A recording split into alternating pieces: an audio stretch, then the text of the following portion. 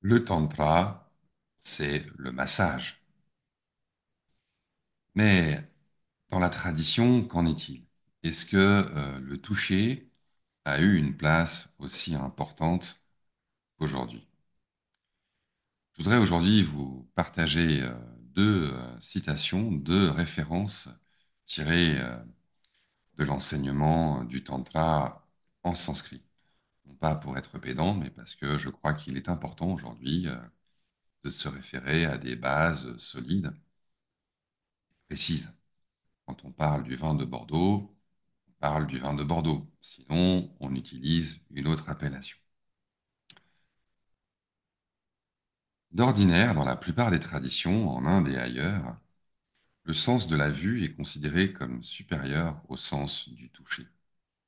Parce que la vue, c'est plus noble. Ça se fait à distance, ça ne touche pas, justement, et en regardant, on ne risque pas de se salir. Alors que quand on touche, on est forcément affecté. Et donc, dans toutes les traditions, il est dit que la vision est le sens le plus proche de notre véritable nature, la nature qui est au-delà du corps. De plus, la pratique de la méditation va engendrer des sensations spéciales qui vont être d'autant plus dangereuses qu'elles sont plus belles. Déjà, le monde des cinq sens, le monde matériel est un monde dangereux. C'est la caverne de Platon, c'est le monde de l'illusion qui nous jette dans les passions et les tourments. Et par conséquent, dans l'enseignement de Patanjali, par exemple, dans son yoga, eh bien, on nous dit que ces sensations spéciales engendrées par la pratique intensive de la méditation sont des obstacles parce que elles vont créer de l'attachement. Si on voit des couleurs spéciales, des formes spéciales, si on sent des odeurs, des parfums spéciaux, eh bien, cela va créer d'autant plus d'attachement qui vont nous empêcher de parvenir à la véritable transparence de notre véritable nature de pure conscience. Cependant, il y a une exception. C'est le Tantra, précisément.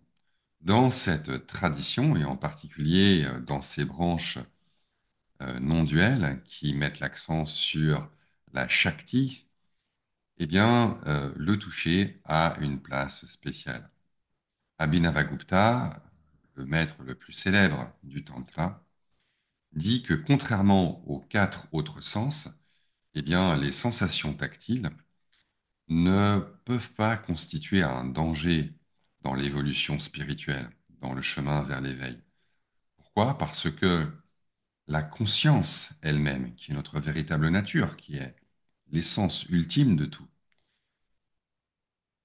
est elle-même une sensation, puisqu'elle est décrite dans le Tantra comme étant spanda, la vibration. Et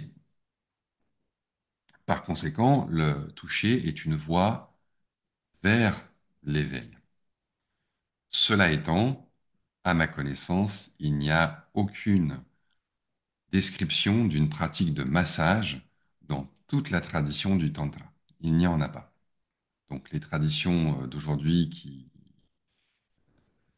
plutôt les enseignements ou les livres qui aujourd'hui prétendent que le massage fait partie des pratiques du Tantra ne sont pas basés sur des preuves, mais sont des affirmations gratuites.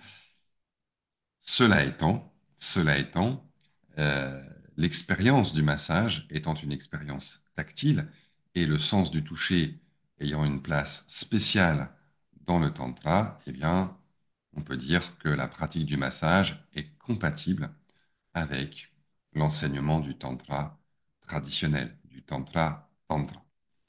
Et preuve en est la première citation que je voudrais vous partager aujourd'hui. Elle provient d'un tantra de la tradition des yoginis, un tantra qui s'appelle justement le tantra de l'essence de la tradition, Krama Sadbhava Tantra. Et en sanskrit, cette citation dit ceci: Melape milita sa vai sparshasya paramachiti.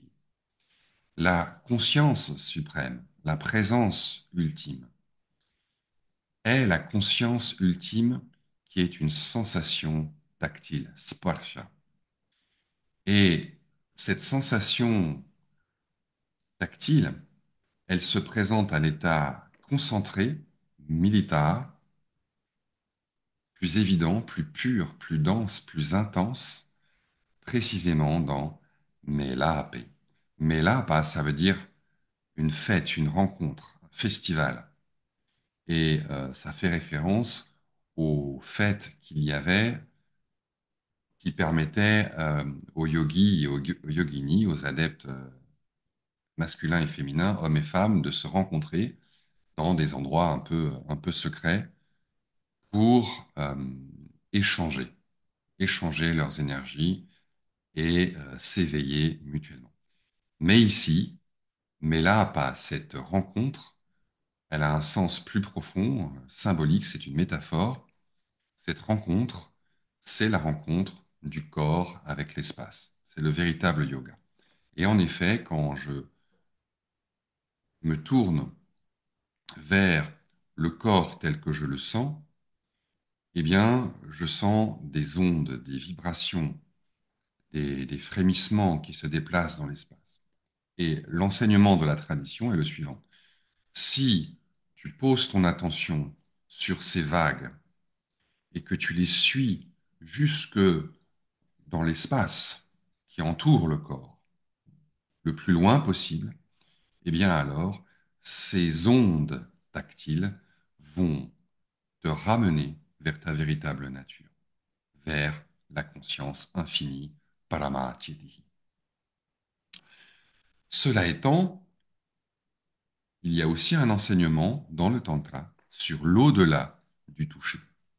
C'est la deuxième référence tirée du Chumma Sanketa Prakasha, l'enseignement secret des yoginis, que euh, j'ai traduit et commenté dans le Yoga de la déesse qui paraîtra en juin 2025 aux éditions Almora. Et cette citation, elle décrit, toujours en sanskrit, elle décrit notre véritable nature. Asparsha sparsha vistaram adhishtanam apurvakam. Notre véritable nature, elle est la base, adhishtanam. Elle est la base, elle est le fond de tout. La conscience, c'est le support de tout. C'est comme l'écran de cinéma sur lequel sont projetées les images sensorielles et mentales. Et cette base, ce fond, il est apurvakam. Il n'y a rien avant lui. Il est antérieur à tout. C'est la base originelle, primordiale. Mais surtout, asparshas, sparsha vistaram. Cette base, elle est comme une étendue, une immensité qui est une sensation, sparsha, mais une sensation asparsha, une sensation sans sensation, une sensation qui n'est pas une sensation, un toucher qui n'est pas un toucher.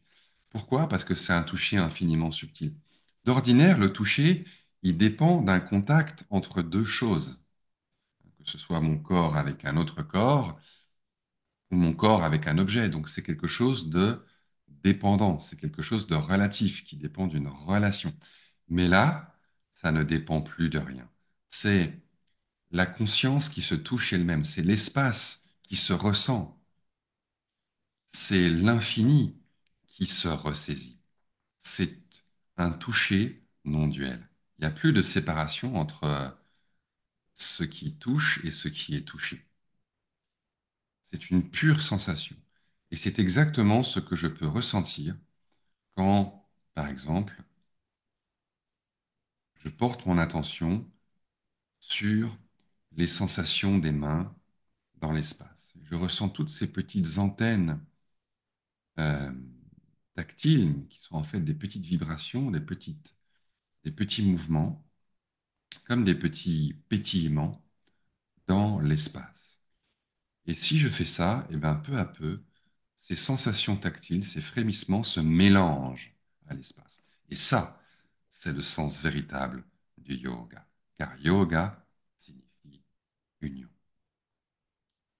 Voilà comment, selon la tradition du yoga, l'enseignement des yogis, le toucher peut nous libérer de toutes nos limites, nous emporter, nous ravir jusqu'à l'infini.